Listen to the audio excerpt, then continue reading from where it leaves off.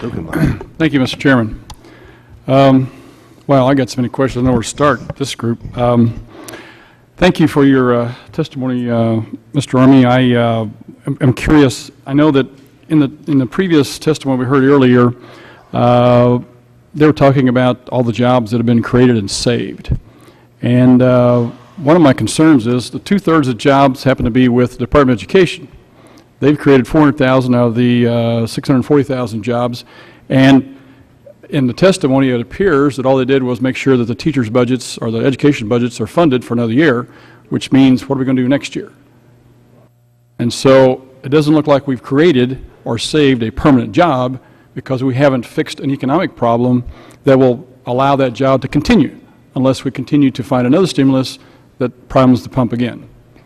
What's your analysis of that? My own view is that, first of all, there's been very little distribution of this massive amount of money that's shocked the world, but by and large it's been distributed intra-governmentally.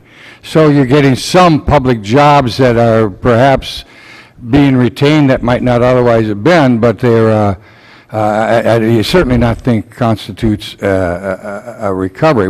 The thing that gives you recovery is when the private sector investor class engages. That's what happened in the aftermath of the Reagan taxes. And you're correct. I did not mention the Bush tax cuts. We got an anemic recovery out of them because there was so much income redistribution in that package of tax cuts as opposed to a stimulation for investment and savings. That was a tax cut package that was too politically defined to be as effective as it might otherwise have been.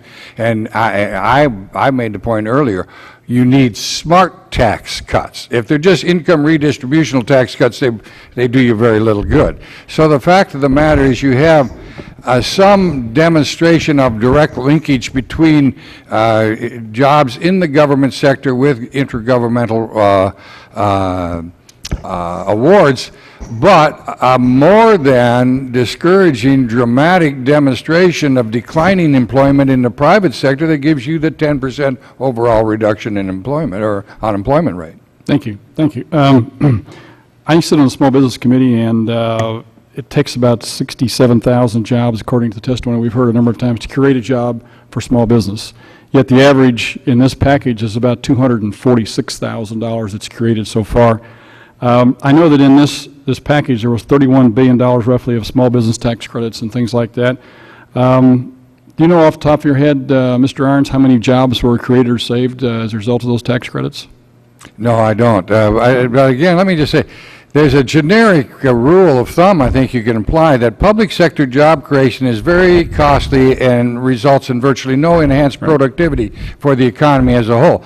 Private sector job creation coming from the investment sector, where in fact you expand the application of science and engineering through new capital investment, increases productivity and in fact results in a much greater, as it were, bang for your buck in terms of the productivity gains that result in increased sustainability of the jobs.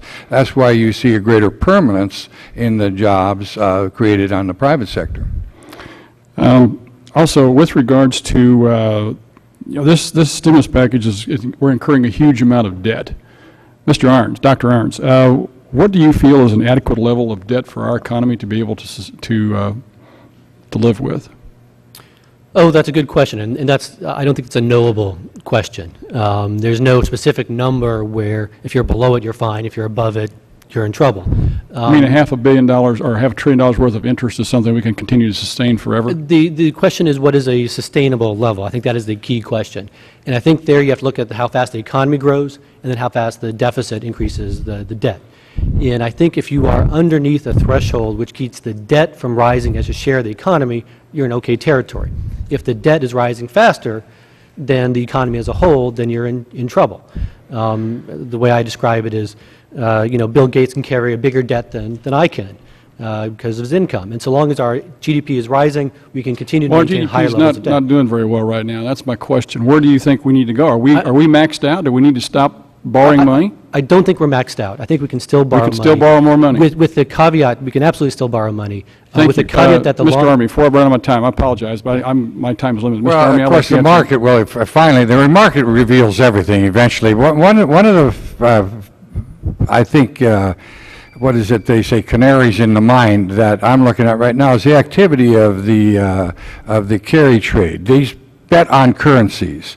They used to, for years recently, they were betting against the Japanese currency, correctly so. Now they're betting against the United States currency because we are flooding the world with dollars, and there's a decreasing willingness on the part of the world to own our debt. And the fact is, the government acquires money in three ways. They tax it directly, or they borrow it. In a declining world willingness to do so, they end up printing it. If they print it, then they tax indirectly by deflating or inflating the currency, deflating its purchasing power, and it comes back. That's in almost every case.